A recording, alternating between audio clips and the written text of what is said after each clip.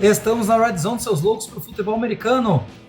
Hoje, nessa semana aqui com mais um vídeo extra, né? Já que o tempo dessa vez me foi um pouco mais benéfico, vamos falar um pouco do Thursday Night Football de ontem. Foi um jogo mais surpreendente do que se imagina, mas antes da gente falar sobre Jacksonville Jaguars e New Orleans Saints, se inscreva no canal, deixe seu comentário e deixe seu like também para que o YouTube entenda que esse vídeo tem valor e espalhe para mais pessoas aí assistirem e aprenderem mais sobre futebol americano. Já fez tudo isso? Então solta a vinheta.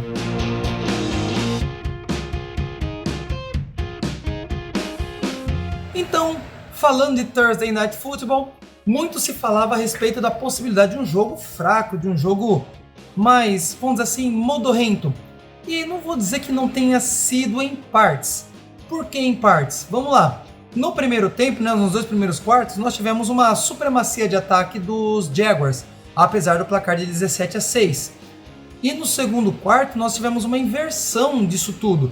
Tivemos ainda uma pick six a favor dos Jaguars, que aumentou o placar para 24-9 até então, mas em seguida nós tivemos uma corrida pelo empate do Saints, que teve um Derek Carr muito melhor no segundo tempo, com passes mais assertivos e até mais longos, favorecendo assim um avanço do time, coisa que não aconteceu no primeiro tempo.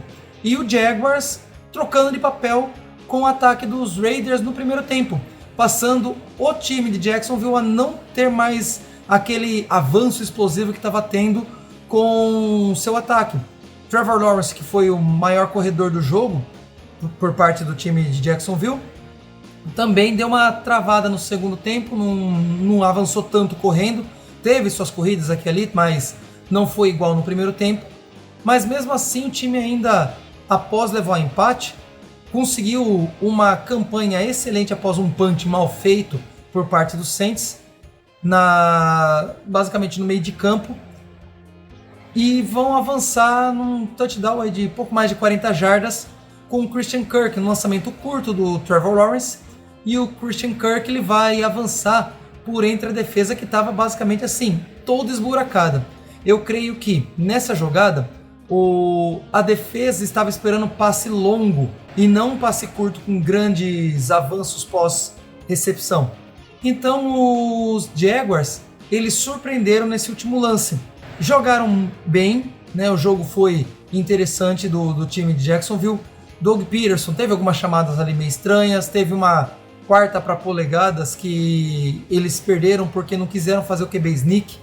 Eu tava, como disse o Rafael Bellatini no vídeo de hoje de manhã, se ele tava com o joelho bom, porque ele correu 59 jardas, né, o Trevor Lawrence, por que não fazer um QB sneak ali? Né, era a forma um pouco mais assertiva de avançar algumas jardas ali, já que era a pouca distância. Ou então que colocasse o tight end, né,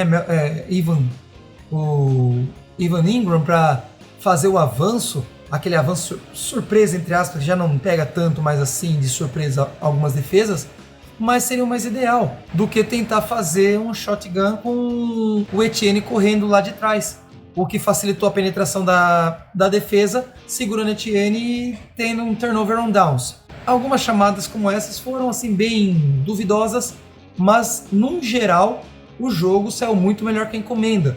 Saiu mais disputado do que se esperava.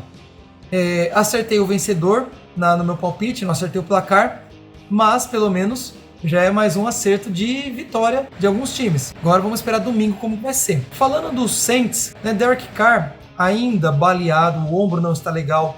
Teve momentos já no segundo tempo que ele sentiu a virilha, mesmo assim ainda voltou para o jogo.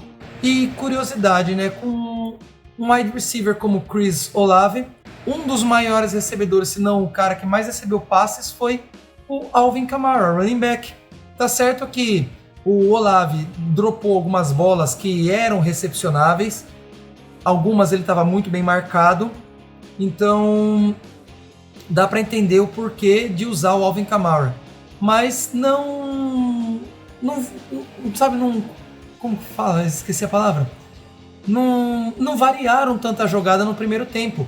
No primeiro tempo foi muita chamada de Alvin Kamara avança até metade das jardas que precisava percorrer, recebe a bola e avança o resto correndo. Então não foi algo assim que surpreendia a defesa, então ficou fácil marcar. Por isso tão poucos pontos no primeiro tempo, apenas 6, né? 2 field goals. Isso porque o Group ainda errou um field goal.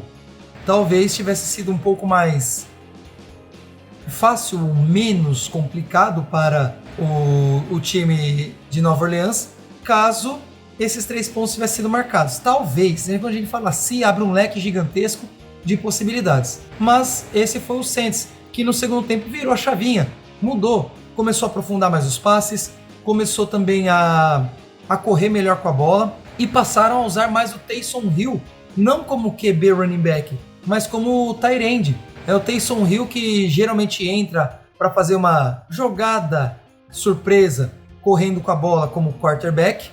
Dessa vez foi muito bem usado como recebedor. O problema foi na campanha final, que teve alguns drops fáceis e alguns drops assim bem questionáveis, principalmente a chance do empate ou da vitória caso partissem para a conversão de 2 pontos. Quando o Moreau, o tight end do time, sozinho na endzone, dropou o passe que foi perfeito do Derek Carr. Foi um dos melhores passes que o Carr deu nesse jogo e o Moreau dropou. Depois aí tem imagens nas redes sociais e aqui no próprio YouTube da tristeza do Moreau lá na sideline por conta desse erro dele. Mas são ossos do ofício, aconteceu. Podia ser pelo menos um empate para ir para a prorrogação, ou então, se conseguissem fazer a conversão de 2 pontos, a vitória pela diferença de 1 ponto. A vantagem para mim é que nos meus palpites eu acertei. A desvantagem é que o time dos Saints agora tem uma decaída grande na NFC Sul, que não é uma divisão tão forte na conferência da NFC. E poderia estar mais pau a pau ali com o Tampa Bay Buccaneers. Sorte para os Buccaneers, que agora só precisam fazer o simples contra os Falcons e não perderem o jogo nesse domingo, já que jogam em casa contra um time que geralmente não consegue ganhar em casa ganhar fora de casa nos últimos anos. Então, está nas mãos dos Buccaneers se isolar mais ainda na liderança da NFC Sul e resta agora aos Saints reorganizar a casinha para tentar uma vitória na próxima semana. Então essa foi a nossa análise do Thursday Night Football. Ficamos por aqui. Espero que vocês tenham curtido. Deixem seu like, compartilhem com a galera aí e comentem o que vocês acharam do jogo, o que vocês acharam de cada um desses detalhes. Então ficamos por aí. Até o próximo vídeo. Valeu!